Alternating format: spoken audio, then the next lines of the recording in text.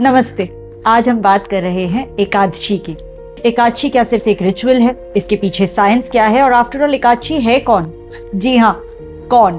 तो चलिए बेसिक से शुरू करते हैं। सबसे पहले एकादशी शब्द आता है दो संस्कृत के शब्दों को मिलाकर। एका यानी एक, दशी मतलब 10, टोटल 11। एकादशी आती है 11th day of the lunar cycle पर।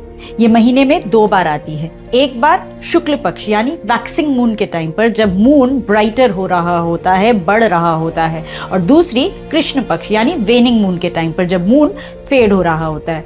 अब ये तो आप सब जानते हैं कि मून जो है वो समुद्र की लहरों को कंट्रोल करता है, और ये भी आप जानते हैं कि हमारी जो बॉडी है वो 70% पानी से बनी हुई है। अब हमारे जो एंसेस्टर्स थे उनका मानना था कि मून का इम्पैक्ट हमारी बॉडी के अंदर जो पानी है उस पर भी होता है। पर क्वेश्चन ये है कि 11th डे पर फास्ट करने से क्या होता है? तो इसका कनेक्शन डायरेक्टली हमारी बॉडी की इंजीनियरिंग से है। हमारे एंशिएंट टेक्स्ट जैसे भगवत गीता में लिखा है कि हमारे पास 10 इंद्रियां यानी 10 सेंसेस हैं और एक माइंड। तो एकादशी जो दिन है वो इन 11 सेंसेस को मास्टर करने का दिन है।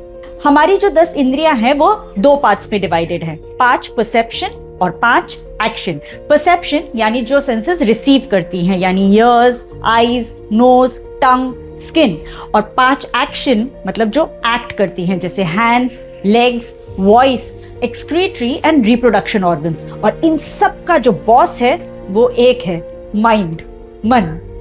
एकादशी का रियल पर्पस व्रत करना नहीं है। It is about withdrawing energy from all these 10 senses and focusing on your mind. पर व्रत करने से सेंसेस कैसे कंट्रोल होती हैं? तो एक्चुअली जब हम हैवी खाना खाते हैं तो हमारा माइंड और हमारी बॉडी दोनों डल हो जाते हैं। हमारे अंदर लथार्जी आती है, क्योंकि जो एनर्जी है वो तो सारी की सारी डाइजेशन में लग जाती है। तो सेंसेस जो हैं वो इधर उधर भागने लगती है, हमें नींद आने लगती है, हम डिस्ट्रैक्टेड हो जाते हैं। पर एकादशी के दिन मून की पोजीशन ऐसी होती है कि अगर उस दिन हम फास्ट करें तो हमारा जो माइंड है वो ज़्यादा अलर्ट हो जाता है, जिसकी वजह से हम इजीली उसे ट्रेन कर सकते हैं कि वो सेंसेस के पीछे भागे नहीं, बल्कि अपनी सेंसेस को कंट्रोल में लाए।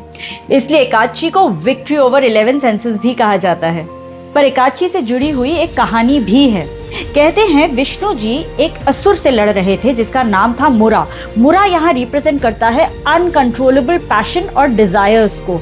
जब विष्णु जी रेस्ट करने गए तो उनके अंदर से एकादशी देवी प्रकट हुई। टेक्स्ट ऐसा कहते हैं कि एकादशी देवी विष्णु जी की 11 सेंसेस से ही बॉर्न हुई थी। एकादशी देवी ने मुरा नाम के असुर को हरा दिया। इसका मतलब ये है कि अगर आपका माइंड स्ट्रांग है तो आप अपने सारे डिजायर्स को ओवरकम कर सकते हैं, उन्हें हरा सकते हैं। जब विष्णु जी ने देखा कि एकादशी देवी ने मुरा को हरा दिया है तो विष्णु जी ने उन्हें वरदान दिया कि जो भी एकादशी का व्रत करेगा वो अपनी 5 एक्शन सेंसेस, 5 परसेप्शन सेंसेस और माइंड का मास्टर बन जाएगा। इस बार एकादशी 29 जनवरी को है, और इस बार एकादशी पर सिर्फ व्रत मत रखिए, अपनी 11 सेंसेस को कंट्रोल में लाने की कोशिश भी कीजिए। कैसे? टंग बात थोड़ी कम करके, ईयर्स गॉसिप थोड़ी कम सुनकर, और माइंड मेडिटेशन पर थोड़ा ध्यान देकर। अगर आपको ये 11 सेंसेस वाली बात समझ में आई है, अच्छी लगी है, तो मेरे वीडियो को लाइक जरूर कीजिएगा। See you in the next one.